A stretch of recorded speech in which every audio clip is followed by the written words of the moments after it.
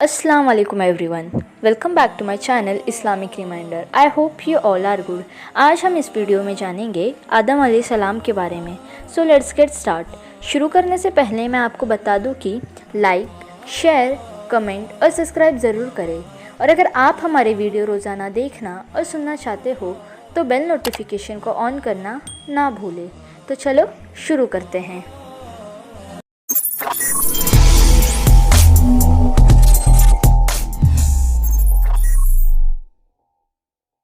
औज़ु बिल्लाहि मिनश्शैतानिर्रजीम बिस्मिल्लाहिर्रहमानिर्रहीम. जब कुछ भी नहीं था तब सिर्फ़ और सिर्फ अल्लाह था. फिर अल्लाह ने पानी को बनाया, पानी के ऊपर अपना अर्श बनाया जहाँ अल्लाह की कुर्सी है, जहाँ अल्लाह ताला मौजूद है. उसके बाद अल्लाह ने कलम को बनाया और कहा लिखो. कलम ने पूछा क्या लिखूं? अल्लाह ताला ने कहा क़यामत तक जो कुछ भी होने वाला है सब कुछ लिख दो.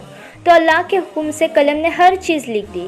फिर अल्लाह ने लोहे महफूज बनाया जो अल्लाह का एक तरह का ऑफिस है, जहाँ हर चीज़ कलम से लिखी हुई मौजूद है. क़यामत तक क्या होगा, कितने लोग पैदा होंगे, क्या करेंगे, दुनिया का एक एक हाल, हर चीज़ लिखी हुई है, अल्लाह के इल्म में है. उसके बाद अल्लाह ने 50,000 साल बाद आसमान और ज़मीन को बनाया. उसके बाद फरिश्तों को बनाया, जिन्नों को बनाया. उसके बाद 6 दिनों में पूरी दुनिया बनाई. ये 6 दिन हमारे दिनों की तरह नहीं थे, ये अल्लाह के दिन थे. अल्लाह शनिचर को मिट्टी बनाई, दूसरा इतवार को पहाड़ बनाया, तीसरा पीर को पेड़ बनाया, चौथा मंगलवार को तकलीफ़, बीमारी, मुसीबत बनाई, पांचवा बुध को नूर यानी लाइट बनाई, छठा जुमेरात को जानवरों को ज़मीन में फैलाया, सातवां जुमा को असर से मगरिब के बीच आदम अलैहिस्सलाम को पैदा किया.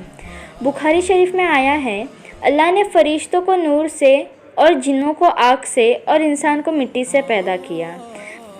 आदम अलैहिस्सलाम को बनाने से 2000 साल पहले दुनिया में अल्लाह ताला जिन्नों को भेज चुके थे, मगर उन्होंने वहाँ बहुत फसाद किया, एक दूसरे का खून बहाया. तो अल्लाह ताला ने फरिश्तों को भेजा जिन्होंने जिन्नों को ज़मीन से दूर कर दिया. तो जिन आइलैंड पर दूर सुनसान इलाकों पर चले गए. जिन्नों में ही एक अज़ाज़िल भी था जो अल्लाह ताला का बहुत इबादत गुजार बंदा था. तो फरिश्ते उसे अपने साथ ले आए, जो बाद में अपने तकब्बुर और नाफरमानी की वजह से इब्लीस कहलाया, यानी सख्त मायूस, क्योंकि वो हमेशा हमेशा के लिए अल्लाह की रहमत से मायूस है. अब अल्लाह ने इंसान को बनाने के बारे में सोचा तो फरिश्तों को कहा कि मैं ज़मीन में खलीफा बनाने वाला हूँ. खलीफा यानी वो जिनकी एक जनरेशन के बाद जनरेशन आए. अल्लाह ने जिन्नों और इंसान को सिर्फ़ अपनी अपनी इबादत के लिए पैदा किया था कि वो दुनिया में जाकर अल्लाह का टेस्ट दीन इबादत करें. रिश्ते जिन्नों का हाल देख चुके थे. उन्होंने अल्लाह से कहा कि आप क्यों बनाना चाहते हैं इंसान को, जबकि हम तो मौजूद हैं जो दिन रात आपकी हम्द और तस्बीह करते हैं.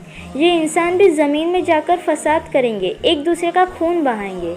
अल्लाह ताला ने जवाब दिया जो मैं जानता हूँ वो तुम नहीं जानते. यानी अल्लाह ताला उन्हें क्यों बना रहे हैं ये अल्लाह को पता था. अल्लाह ताला ने ज़मीन से मिट्टी मंगवाई तो पूरी दुनिया से फरिश्ते थोड़ी थोड़ी मिट्टी लाए, थोड़ी काली, थोड़ी लाल, थोड़ी ब्राउन. इसलिए इंसान की शक्ल हर तरह की है. सूखी मिट्टी को तुराब कहा जाता है.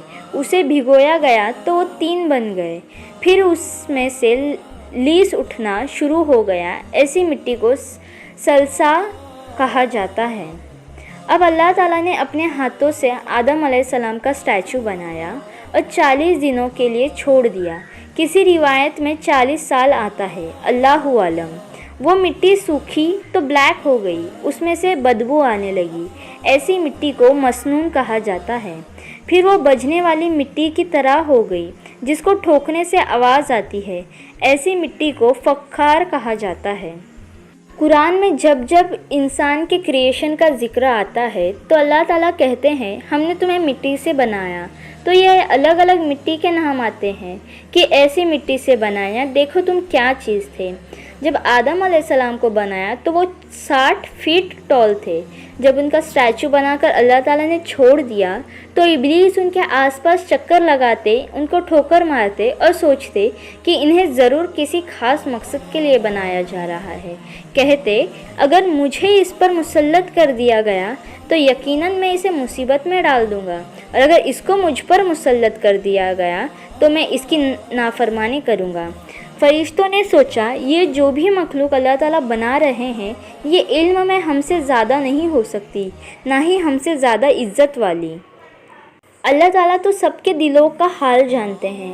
اللہ تعالیٰ نے حکم دیا کہ جیسے ہی میں آدم علیہ السلام میں روح پھونکوں تم سب سجدہ کرنا۔ یہ سجدہ تعظیم تھا۔ اس سجدے کا حکم اللہ تعالیٰ نے اس لیے دیا کہ سب کو پتہ چل جائے کہ جو یہ نیا کریشن ہے اس کا سٹیٹس فرشتوں جنوں سے اوپر ہوگا۔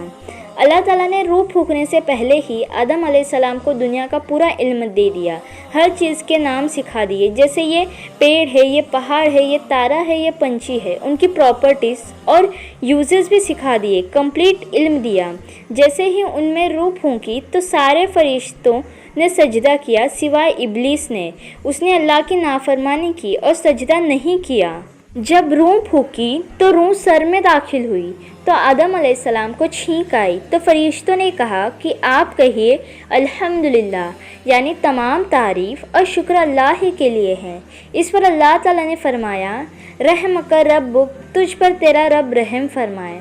اب روح آنکھوں میں داخل ہوئی تو آدم علیہ السلام جنت کے پہل دیکھنے لگے، چاروں طرف دیکھنے لگے۔ جب روح پیٹ میں گئی تو انہیں بھوک محسوس ہوئی، جب پیروں میں روح گئی تو انہیں چلنے کی کوشش کی۔ اس پر اللہ تعالیٰ نے قرآن میں فرمایا انسان جلد باز ہے۔ پھر اللہ تعالیٰ نے ان کی پیٹھ پر ہاتھ پھیرا تو قیامت تک جتنے بھی انسان پیدا ہونے والے ہیں سب کی روحیں نکال آئے۔ اللہ نے سب سے کہا کہ کیا میں تمہارا رب نہیں؟ سب نے کہا کہ آپ ہمارے رب ہیں۔ سب نے صرف ایک اللہ کی عبادت کا وعدہ کیا، اسے وعدہ لاسٹ کہا جاتا ہے۔ ابھی عالم ارواح میں سب کی روحیں موجود ہیں جو قیامت تک پیدا ہوں گے۔ آدم علیہ السلام کو پیدا کر کے ان سے کہا کہ جا کر فرشتوں کو سلام کرو۔ انہوں نے فرشتوں سے السلام علیکم یعنی سلامتی ہو آپ سب پر کہا۔ اس کے بدلے میں فرشتوں نے کہا وعلیکم السلام ورحمۃ اللہ، یعنی آپ پر بھی سلامتی ہو اور اللہ کی رحمت ہو۔ اس پر اللہ تعالیٰ نے آدم علیہ السلام سے کہا یہ تمہاری اولاد کو ایک دوسرے کے لیے تحفہ اور ہدیہ ہے۔ اب اللہ نے فرشتوں کے سامنے دنیا کی کچھ چیز پیش کی اور ان کے نام پوچھے۔ فرشتے نہیں جانتے تھے۔ انہوں نے کہا اے اللہ ہمیں علم نہیں، ہمیں تو صرف اتنا ہی پتہ ہے جتنا علم آپ نے ہمیں دیا۔ پھر انہی چیزوں کے نام آدم علیہ السلام سے پوچھے تو انہوں نے سب کے نام بتا دیے۔ اس پر اللہ تعالیٰ نے فرمایا کیا میں نے نہیں کہا تھا کہ مجھے زمین اور آسمان کی ہر چیز کا علم ہے؟ جو تم ظاہر کرتے ہو اور جو چھپاتے ہو اسے بھی میں جانتا ہوں۔ اللہ تعالیٰ کو پتہ تھا کہ فرشتے آدم علیہ السلام کے بارے میں کیا سوچ رہے تھے۔ آدم علیہ السلام کو جنت کا لباس پہنایا گیا اور جنت میں رہنے کا کہا گیا، وہ جنت میں رہنے لگے۔ اے عزیز بہنوں اور بھائیوں، آج کا ہمارا ٹاپک ابھی ختم نہیں ہوا ہے، انشاءاللہ ہم اگلے پارٹ میں تفصیل سے بتائیں گے۔ سو اسٹے ٹیون وتھ اس۔ تب تک اللہ تعالیٰ ہمیں کہنے سننے سے زیادہ عمل کی توفیق عطا فرمائے، آمین۔